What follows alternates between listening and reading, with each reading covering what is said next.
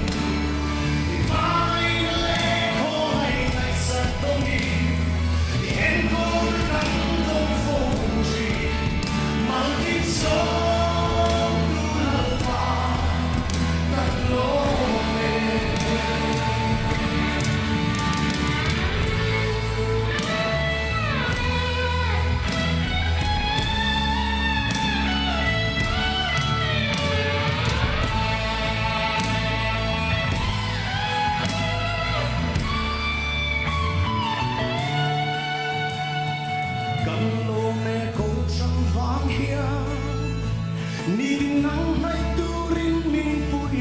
trì min cài xuôi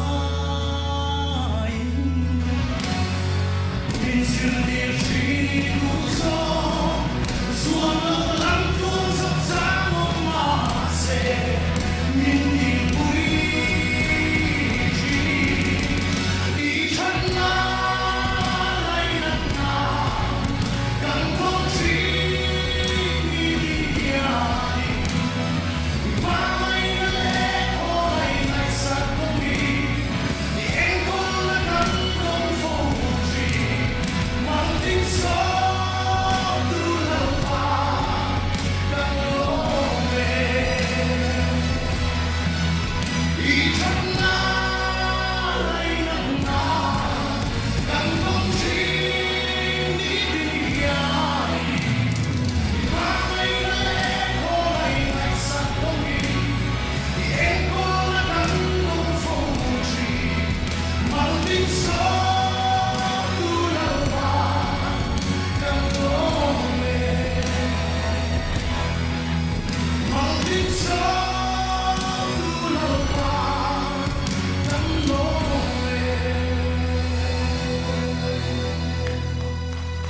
Hallelujah, let's pass it for the Lord.